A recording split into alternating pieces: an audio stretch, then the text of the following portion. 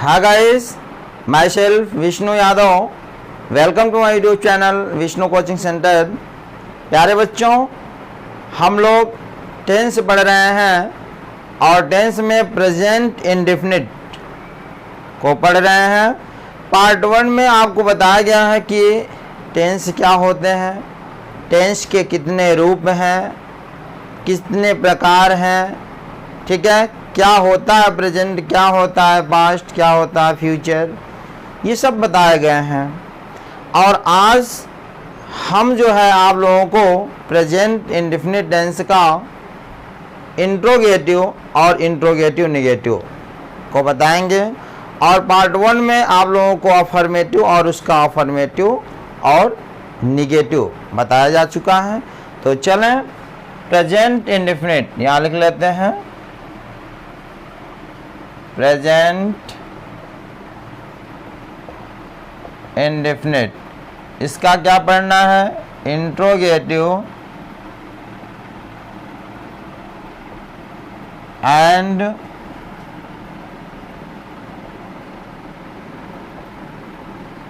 Interrogative negative.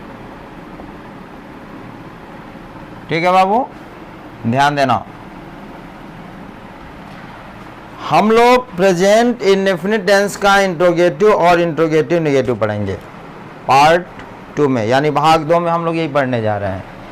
तो नियम number 1,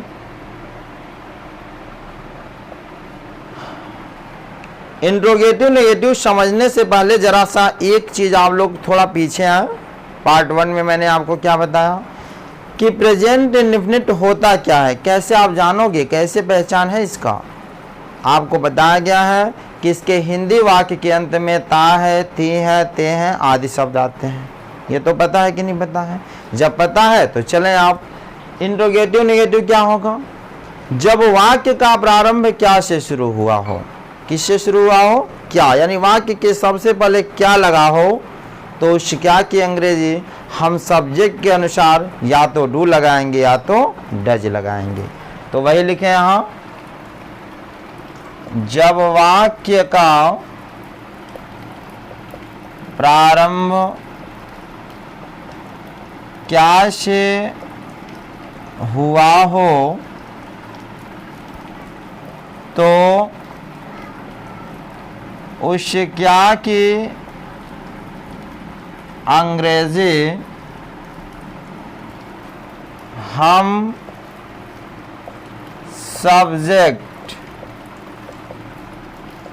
subject के अनुसार डू या डज को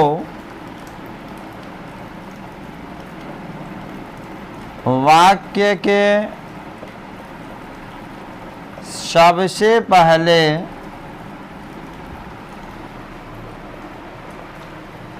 लिख लेते हैं। ठीक है जी, यानी जब वाक्य का प्रारंभ क्या से हुआ हो तो उस क्या की अंग्रेजी हम सब्जेक्ट के अनुसार डू या डज को वाक्य के सबसे पहले लिख लेते हैं। ठीक है, जब भी वाक्य के सबसे पहले क्या लगा हो तो उस क्या की अंग्रेजी या तो डू लिखिएगा या तो डज, किसको देख के, सब्जेक्ट को देख के। तो जरा यहाँ लिखे नोट नंबर 1, कहाँ डू लगता है कहाँ डज, ये भी जान लो कि ही से इट तथा एक वचन कर्ता के साथ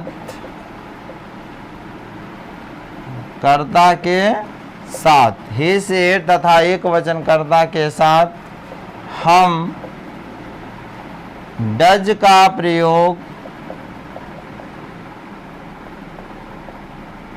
करते हैं। सेकंड क्या है, यू, वी, दे,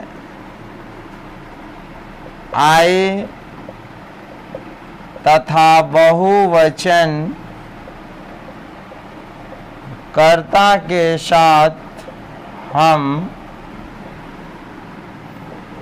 डू का प्रयोग करते हैं। नोट नंबर 3, वाक्य के अंत में प्रश्नवाचक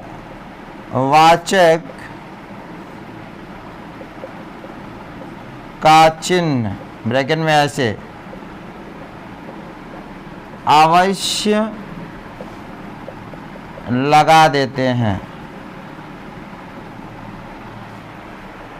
ठीक है, एक चीज ध्यान देंगे आप, ये अच्छे से आप लोग नोट कर लें कि कहाँ डू लगेगा, कहाँ डज, और वाक्य के अंत में प्रश्न सूचक जो चिन्ह होता है उसे, यानी ऐसे यह प्रश्न सूचक चिन्ह होता है, अवश्य लगा दिया जाता है। ठीक है, इसे आप लोग नोट कर लें तो फिर इसके नियम को हम समझते हैं, इसके फार्मूले को हम समझते हैं। ठीक है, नोट हो गया।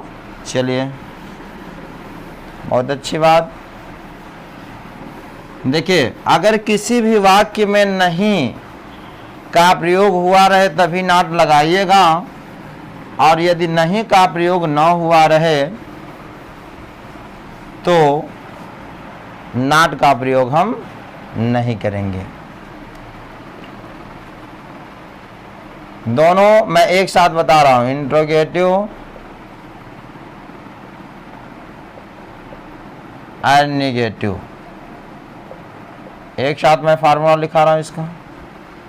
देखो, सबसे पहले अगर क्या रहेगा तो क्या की अंग्रेजी या तो हो जाएगा डू या तो हो जाएगा डज। ठीक है, उसके बाद सब्जेक्ट लाइएगा, उसके बाद नॉट, फिर वर्ब का फर्स्ट फॉर्म, फिर ऑब्जेक्ट। ठीक है, एक चीज याद रखिएगा, हमेशा वर्ब का फर्स्ट फॉर्म लगेगा। कब? जब इंट्रोगेटिव सेंटेंस होगा तब। यस या यस उसमें नहीं लगता है। इस फार्मूले को आप लोग नोट करें तो चलें। पहला सेंटेंस, क्या तुम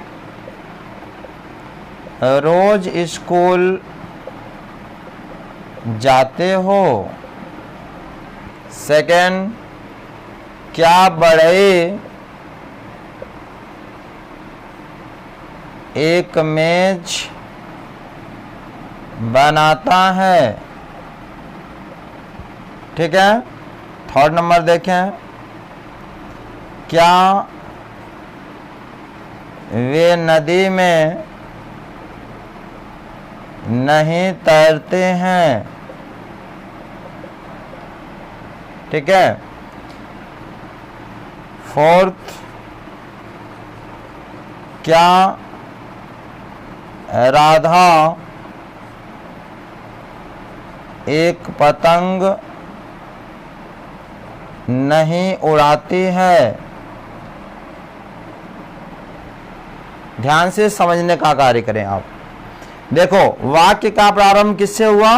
क्या से, और लास्ट में आ गया जाते, ते हो आ गया कि नहीं आ गया?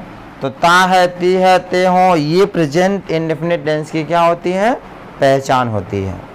और देखो लास्ट में क्वेश्चन मार्क लगा है। तो सबसे पहले देखो, क्या के जस्ट बगल में जो रहेगा वही हमारा सब्जेक्ट होगा।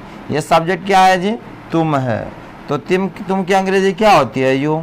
बताओ, समझे कि नहीं समझे? अब अगर तुम है तो क्या की अंग्रेजी ये बताओ, यू वी दे बहुवचनकर्ता के साथ क्या लगता है? डू या डज? जब तुम है तो इसके साथ क्या की अंग्रेजी क्या हो जाएगा? डू। बोलो, समझे कि नहीं? तो डू यू। क्या यहाँ नॉट लगेगा? नहीं, क्योंकि इसमें नहीं का प्रयोग नहीं है।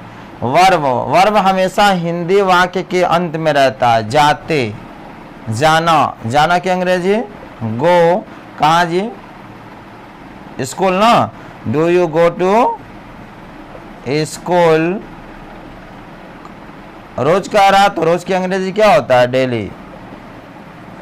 Do you go to school daily?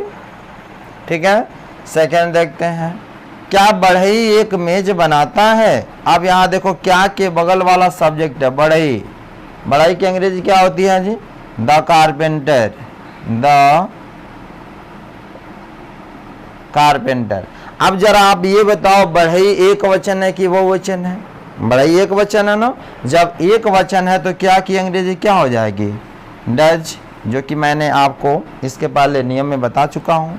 तो डज द कारपेंटर, क्या नॉट लगेगा? नहीं, क्योंकि इसमें नहीं का प्रयोग नहीं है।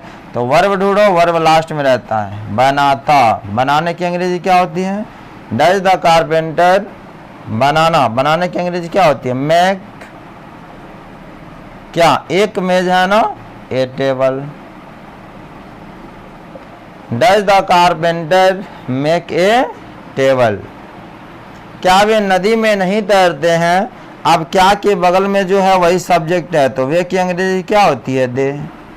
अब जरा आप हमें ये बताओ, दे एक वचन है कि बहुवचन है? बहुवचन है ना।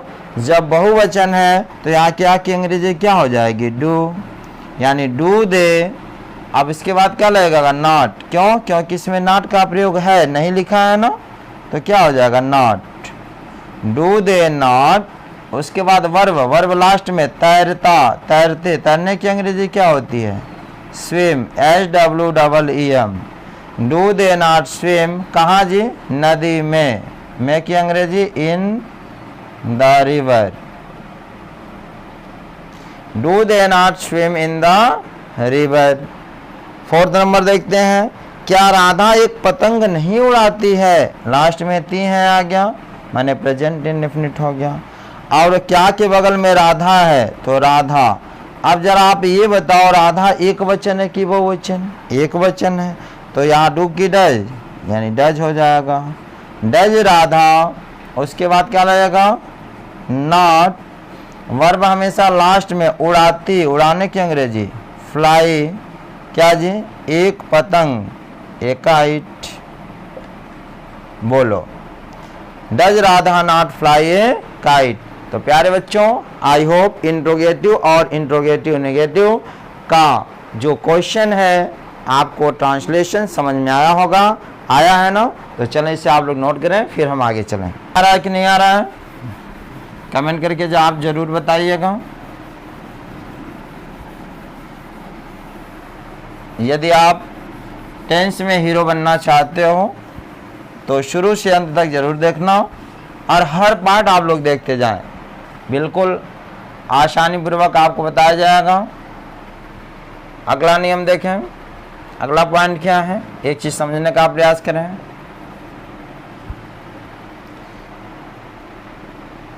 यदि हिंदी वाक्य के बीच में क्या, कब, कहाँ, क्यों, कैसे आदि शब्द आए तो अंग्रेजी में अनुवाद करते समय, यदि हिंदी वाक्य के बीच में क्या, कब, कहाँ, क्यों, कैसे आदि शब्द आए तो अंग्रेजी में अनुवाद करते समय उन सभी की अंग्रेजी हम वाक्य के सबसे पहले लिख देते हैं। एक चीज समझने का प्रयास करें। जैसे मान लीजिए कोई भीड़ होती है ना, भीड़, कहीं मान लीजिए कोई प्रोग्राम है और भीड़ में यदि आप बताओ अपने मेहमान, कोई आपका अतिथि हो, मान लो कोई फूआ हो, फुफ्फा हो, मामा हो, तो उनको पहचानते हो कि नहीं पहचानते हो? तो इस भीड़ में देखोगे तो क्या कहोगे? मामा इधर आइए, इधर आइए, चलिए घर चलिए, आज नाश्ता पानी करते हैं। उनको आप क्या करते हो? लेके आते हो और घर पे सबसे पहले यानी बैठा करके नाश्ता पानी चाय कराते हो, कराते हो कि नहीं? तो बस यही याद रखिएगा, इन सभी भीड़ों में जो भी क्वेश्चन दिए जाए उन सभी भीड़ों में आपको देखना है कि हमारे फुआ के है, फुफ्फा के है, मामा के है। उन लोगों को, मेन लोगों को याद रखो। वो कौन है? कौन हमारे रिश्तेदार हैं? क्या, कब, कहाँ, क्यों, कैसे। ठीक है? अगर 5 लोग दिखाई दे, क्या, कब, कहाँ, क्यों, कैसे, किसी भी भीड़ में दिखाई दे, आप कहना कि चलिए स्वागत है मेरे घर, चलिए नाश्ता पानी करिएगा तब घर को जाइएगा। उनका स्थान कहाँ रहेगा, सबसे पहले रहेगा, है कि नहीं। तो याद रखिएगा, जब भी ये लोग दिखाई दे तो अंग्रेजी में अनुवाद करिएगा तो सबसे पहले उनको लेके आइएगा, सबसे पहले उतार दीजिएगा, ठीक है। तो इसका फार्मूला हो जाएगा, इसको QW कहते हैं अंग्रेजी में, क्वेश्चन वर्ड, ठीक है। QW हो जाएगा, उसके बाद डू या डज, अगर सब्जेक्ट है, अगर नहीं है तो नॉट, प्लस वर्ब का फर्स्ट फॉर्म प्लस ऑब्जेक्ट, ठीक है। जैसे तुम्हारे चाचा जी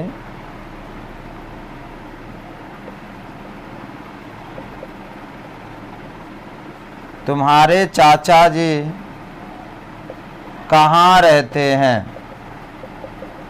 देखो भाई, इतनी बड़ी भीड़ है, तुम्हारे चाचा जी कहाँ रहती है, इतनी बड़ी भीड़ है ना, आप सबसे पहले अपने मेहमान को ढूंढो, फूफा फूफा जो भी मैंने बताया है, क्या आपको दिखाई दिए, देखो कहाँ हमारे अतिथि महोदय हैं, मेहमान हैं, इन्हें उठा के आप सबसे पहले लाओ ना, यही तो QW है, इन्हें QW कहते हैं अपने मुख्य अतिथि लोगों को। तो कहाँ की अंग्रेजी क्या होगी, वेयर। और याद रखिएगा, तुम्हारे चाचा जी हमारा सब्जेक्ट है। देखो कभी भी तुम्हारा भाई, तुम्हारी बहन, उसकी बहन, उसका भाई, उसका दोस्त, ऐसे नाम आ जाए, तुम्हारा, तुम्हारी, हमारा, हमारा, उसका, उसकी, उसके साथ नाउन होता हो, एक साथ लिखा जाता है। जैसे कह रहा है कि तुम्हारे चाचा जी, तो तुम्हारे अलग, चाचा जी अलग नहीं होगा, एक ही साथ, तुम्हारे चाचा जी एक साथ लिखेंगे।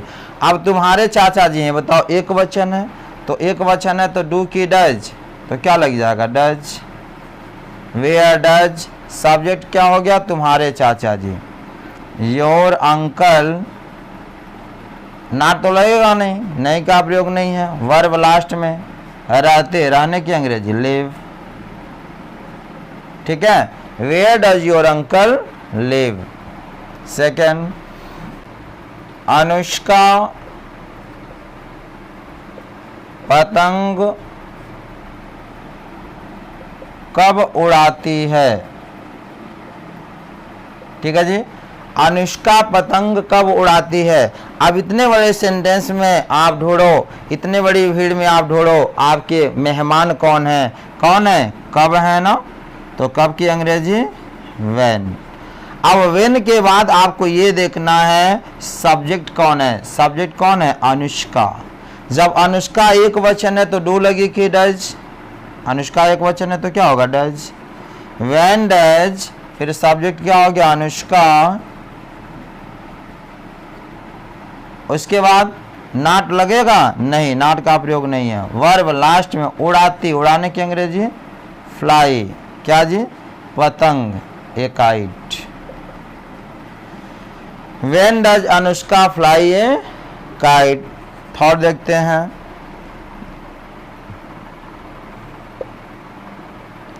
मोहन स्कूल क्यों नहीं जाता है,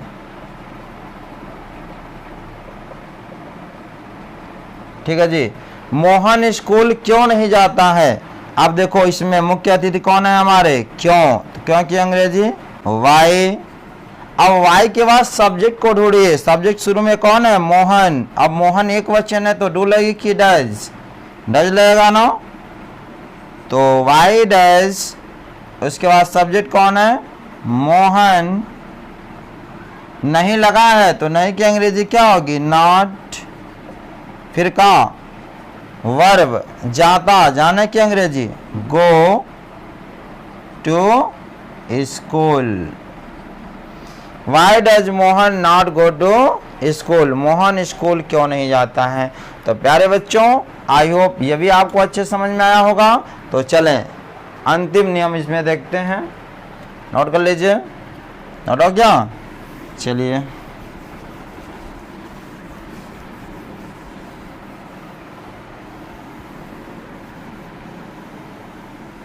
अच्छे से समझते चलें।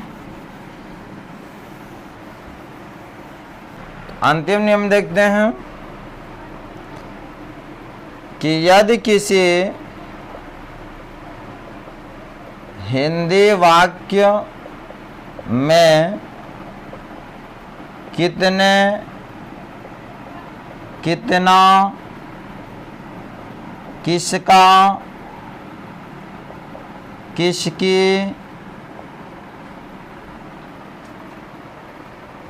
कौन सा, कौन सी आदि शब्द आए तो अंग्रेजी में अनुवाद करते समय उनसे संबंधित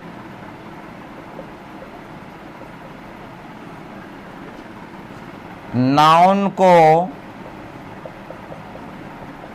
उनके साथ अवश्य लिख देते हैं। देखो जी, करा यदि किसी हिंदी वाक्य में कितने, कितना, किसका, किसकी, कौन सा, कौन सी आदि शब्द आए तो अंग्रेजी में अनुवाद करते समय उनसे संबंधित नाउन को उनके साथ अवश्य लिख देते हैं। एक चीज ध्यान दीजिएगा, अगर किसी भी हिंदी वाक्य में कितना, कितने, कितने, किसका, कौन सा, कौन सी अगर ये लोग दिखाई दें तो समझ जाना कथा। देखिए कथा में पंडित जी लोग होते हैं ना, कथा करते हैं, तो समझ जाना कि ये हमारे पंडित जी लोग हैं, कथा कहने वाले हैं। ठीक है, तो ये बताओ कथा करने में एक नाउन की भूमिका होती है कि नहीं होती है? नाउन के न रहने पे समस्याएं हो जाती हैं, तो कथा में व्यवधान उत्पन्न होने लगता है। कभी इनको बुलाना है, उनको बुलाना है, ये सामान घटेगा, वो सामान घटेगा, लाना पड़ता है। तो नाउन की भूमिका है कि नहीं वहाँ पे?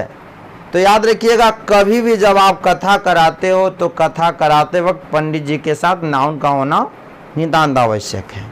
तो बस यही याद रखिएगा, किसी भी सेंटेंस में कितना, कितने, किसका, कौन सा, कौन सी अगर ये लोग आए तो उनके बगल में जो भी रहेगा वही उसकी नाउन होगी। और याद रखिएगा, नाउन को उनके साथ लिखना होगा, क्वेश्चन वर्ड के साथ नाउन को होगा लिखना होगा। ठीक है, जैसे